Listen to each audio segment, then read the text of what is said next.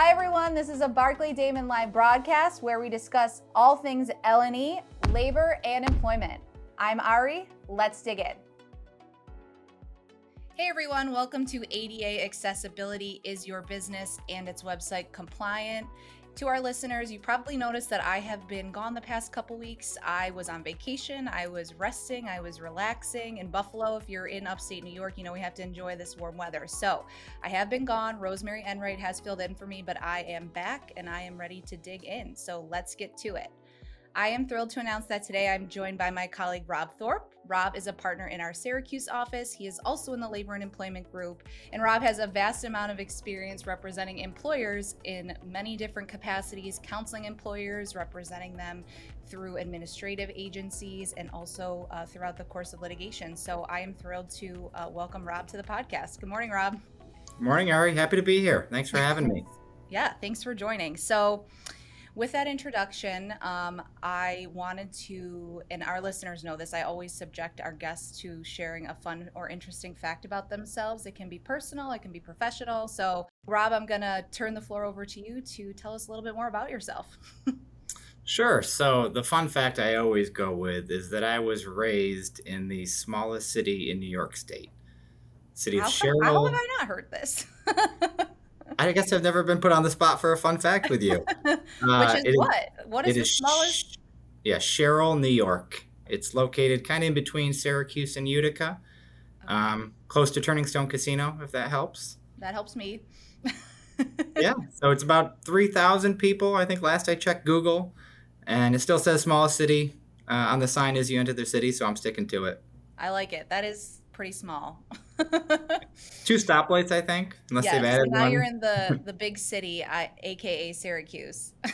Yeah, right. All right, Rob. Well, thanks for sharing that. Definitely appreciate it. And I know our listeners kind of are always interested to hear our guest fun facts because they are a wide range of interesting tidbits about everyone's lives. So, but let's get into it, Rob. Here we're here to talk about ADA accessibility. To our listeners, you know, Rob has really become a go-to at our firm for these types of issues because they are very specific. But you know, let's back up a little bit, Rob. Can you just tell our listeners briefly, you know, what is the Americans with Disability Act or the ADA? Sure. The ADA, as you mentioned, Americans with Disabilities Act of 1990, and that year is important when it comes to these website accessibility cases. It prohibits discrimination against disabled individuals in all aspects, pretty much, of life. I mean, there's different titles. There's Title I is the one we typically think of, and that deals with employment. But the one we're going to talk about today is Title III, which is governs public accommodations, which sounds like a state or public entity, but it really is most private businesses. And that's a good segue into where we're headed. Absolutely. So to our listeners, as Rob mentioned, you know, with the podcast before, and if you're dealing with them, if you're an employer and you're dealing with employee issues or discrimination issues in the workplace, you're really focused on Title I. This website accessibility issue, which we'll talk about in a moment, is really comes into play under Title III of the ADA. And as Rob mentioned, you know, Title III applies to public accommodation. So Rob, kind of just a threshold question. Is a website or a company's website a public accommodation under Title III of the ADA? Yeah, so the famous lawyer answer is it depends. Yes, and our listeners have heard that answer a lot. Yeah, we never have the clear answer. It just depends. It depends on the jurisdiction. There is a split among the federal circuits, the federal appellate court circuits, as to whether a website in and of itself can be a public accommodation. Again, the ADA was passed in 1990, and there aren't regulations issued by the Department of Justice to really govern this. They've issued guidance, and the Department of Justice has taken the position that websites are, in fact, a public accommodation, but there's no law on the books that says it. So courts, again, depending on the jurisdiction, have gone both ways. Sometimes they say this applies to brick and mortar. That's it. Right. Websites alone are not public accommodations. And I think some of the more progressive jurisdictions have slowly started to say, you know, this is what the Department of Justice says. We're going to follow that even in the absence of a law or regulations. And so, including in the Second Circuit where we are, they haven't come out and definitively said websites are public accommodations, but they're at least leaning that way, as are some of the district courts within the Second Circuit. Yeah, and I think that makes sense, Robin. It's, as you pointed out, it's important to keep in mind that this statute was enacted in 1990 before, businesses, any entity really had websites. So I think that's important to keep in mind. But what I wanted to ask you, Rob, this is a labor and employment podcast. We typically represent employers, businesses. If you're one of our listeners, what does ADA accessibility, website accessibility mean, and why should you care? Yeah, I think we talk about employers, but if you're a business in general, you've probably been dealing with ADA accommodation issues in the employment context and also just in your business. Do you have handicap parking? Are the doorways to your entrance wide enough for wheelchairs? Is there a wheelchair ramp? Things Right. like that. And those are kind of the traditional claims that lawyers in this space used to defend, the traditional Title III ADA accommodation claims. Right. And so now we're shifting to a new era, not now, but in the last decade or so, which are these website claims.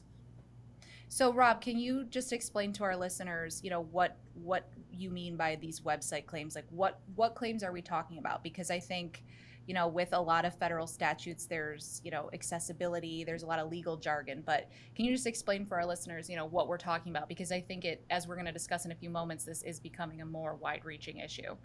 Yeah. So most businesses maintain a website and or mobile application. And the claims we're talking about, at least in the last 5 to 10 years, are generally plaintiffs. And I refer to them often as serial plaintiffs because they file dozens, hundreds, sometimes thousands of these lawsuits. There's kind of two categories of claims. The one category has targeted the hospitality industry, specifically hotels, motels, and other places of lodging. Those claims say, the plaintiffs in those cases say, I wanted to go visit your property. I went to your website and couldn't determine, based on reading the information on your website, whether or not it could accommodate my disabilities. So that's the informational deficiency type of claim. The second category, and the one you probably read about more often, are claims brought by visually impaired plaintiffs. And what they say is, I wanted to buy the widget that you make or take advantage of the services that you offer. I went to your website. My screen reader is not compatible with your website in that I couldn't obtain the information that's on your website because your website itself is not ADA compliant. So whether it's the text or the font, the screen reader would dictate back the text that's on the website, and visually impaired users don't have equal access to the information that are on those businesses' websites. Right. So, Rob, in your experience, and I know you mentioned serial filers, but in your more recent experience, is there one category that's more common, or is it mostly, the latter category you discussed, or what in your experience are we seeing for business owners? Who are these serial filers that you mentioned? Yeah, so I don't know if one is more prevalent than the other. I can tell you in the last 2 years, I think I've defended, or at least been involved in close to 70 of these lawsuits, which That's is a an lot. insane amount. Yeah, Right. an insane amount. And they all look the same. I mean, Okay. within each category, you can swap out the name of the plaintiff and the name of the defendant as well as the domain name.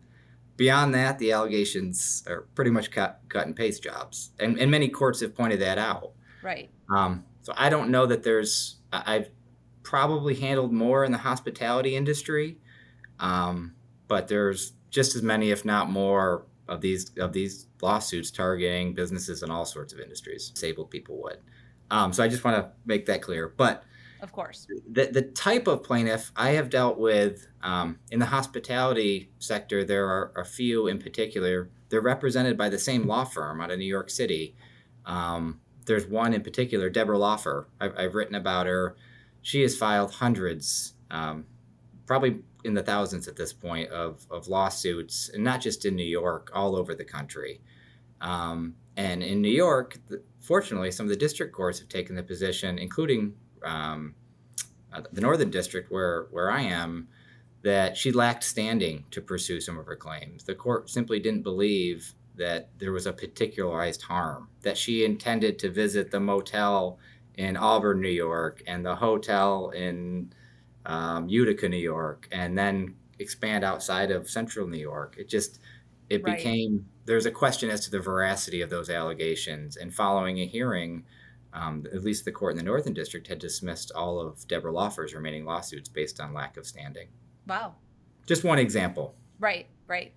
So, Rob, I think one of the things our listeners would definitely be interested in hearing is if you're a business owner, if you're in the hospitality industry, you're in another industry, you maintain a website, are there ways that businesses can defend against these types of lawsuits, or are there things that businesses can do to make sure they're in compliance?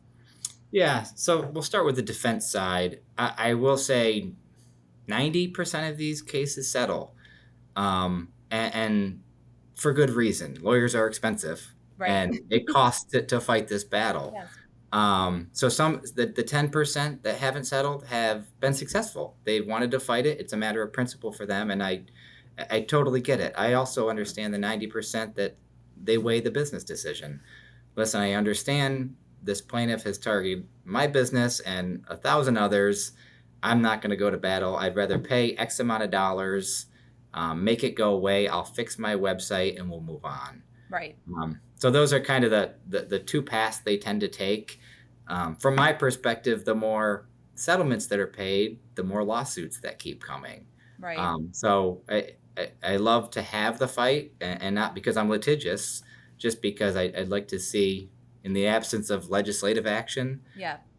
Some way to put an end to at least the volume of lawsuits that are being filed. Right. And of course, we're advocates, right? So Right. this is what we get paid to do. But what about in terms of coming into compliance and how, Sure. if you're a business owner, how do you make sure that you are complying with Title III and hopefully you're able to avoid these types of lawsuits? Sure. So I will say, I mentioned earlier, the Department of Justice has not issued regulations. It's been X number of years, 32 years, and since the ADA was passed, and we don't have regulations governing website accessibility. Right.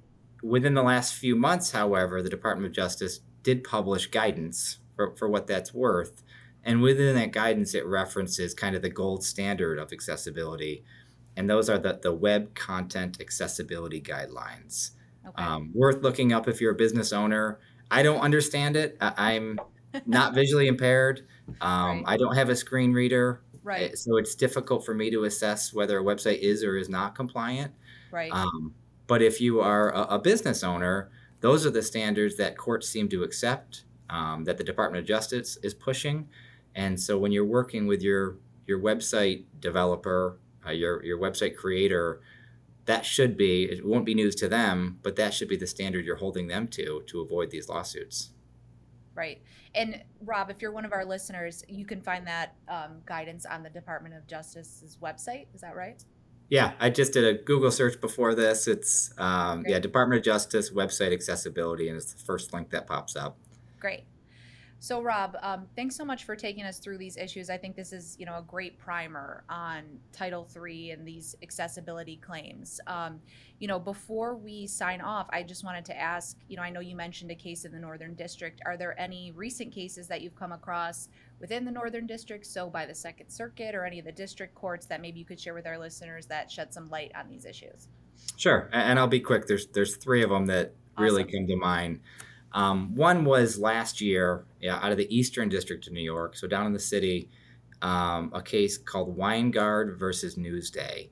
And I had mentioned that the Second Circuit hadn't really definitively said a website is or is not a public accommodation. Right. The court in that case dismissed the lawsuit brought by Wineguard. He had claimed that 2 of the videos on Newsday's website didn't have closed captioning, and so he was denied equal access to the website. The Eastern District took the position that the website alone is not a public accommodation, and because Newsday doesn't have a public-facing retail store, Wineguard didn't have a claim. Okay. So that was last year, big decision out of the Eastern District. More recently, the Second Circuit in, I think, April, dismissed a lawsuit brought by Owen Hardy.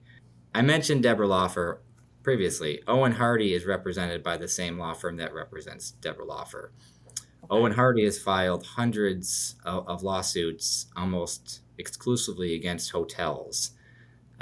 This particular case that came before the Second Circuit was brought against a Holiday Inn franchisee.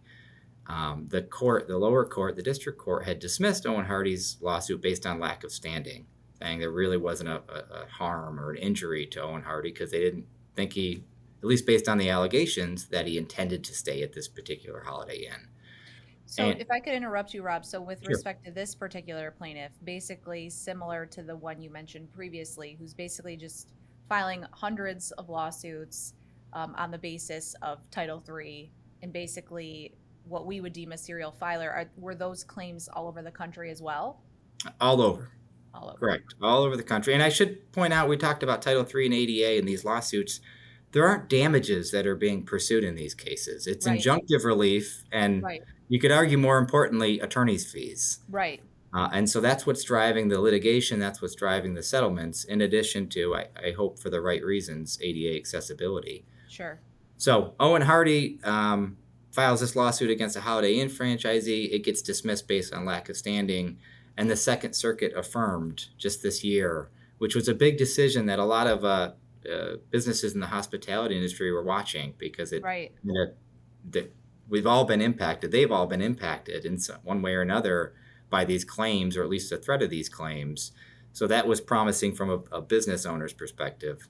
And then just earlier this month, there was Second Circuit again came through for business owners. There was 5 lawsuits, 5 different plaintiffs against national retail stores. I think Jersey Mike's and I think Banana Republic and 3 others. And again, the issue was standing. In those particular lawsuits, the plaintiffs were alleging that they were denied equal access to the rights and privileges that others would get because those businesses didn't carry Braille gift cards. So it was kind of it's not new to have complaints based on denied access for Braille gift cards. It is interesting that they were sort of website cases, in that the plaintiffs had gone to the website claiming that they intended to purchase a gift card and that the business doesn't sell Braille gift cards. Interesting. So the court dismissed those 5 lawsuits, and the lower courts, and then the Second Circuit affirmed those decisions, in yet another victory for businesses, and certainly a trend in the right direction from our perspective. Yeah, I think that's really important to point out, Rob. And in those cases that you mentioned where the Second Circuit basically dismissed on the basis of standing, did they give any indication or comment at all on the issue of whether a website is a public accommodation under Title III, or did that kind of just get sidestepped? They're still not really addressing it. I don't know if they're waiting for the district courts to figure it out, or Right. they want the Supreme Court to resolve the split that seems to exist among the circuits. It's unclear. It really was focused on the allegations in those 5 lawsuits, which, again, were all the same. Swap out the defendants and the plaintiffs, but same allegations, and the court found they were too speculative. They're conclusory, and there wasn't a particularized harm to warrant the continuance of the lawsuit. Great. Definitely a step in the right direction, Rob, as you said. And I think we'll definitely hear more on this topic as these issues go through the courts. So You bet. I did want to say thanks again so much for joining us, Rob. Anything else that you want to share with our listeners before we sign off for today? No, I think that's it. I'm here to help, as are you. And there's a lot of us in our firm that unfortunately have been dealing with these lawsuits. But if you happen to get caught up in one or the threat of one, reach out. We're happy to help. Absolutely. Thanks, Rob. Yeah, and of course, if you're listening, we hope you don't come across these issues. But, unfortunately, these ADA accessibility issues are, as we're seeing and as Rob mentioned, becoming more prevalent. So we definitely wanted to keep you informed and keep you up to date. But Rob, thank you so much for joining. I really appreciate it. I think this has been a really great practical episode for our listeners who are employers and in large part business owners. So thank you so much again. Thanks again for having me. Absolutely. And to our listeners, tune in next week where we will discuss disability claims. And we're also going to talk and have an episode about return to office policies. So definitely stay tuned for that. See you then. The Labor Employment Podcast is available on barclaydamon.com, YouTube, LinkedIn, Apple Podcasts, Spotify, and Google Podcasts. Like, follow, share, and continue to listen. Thanks. This material is for informational purposes only and does not constitute legal advice or a legal opinion, and no attorney-client relationship has been established or implied. Thanks for listening.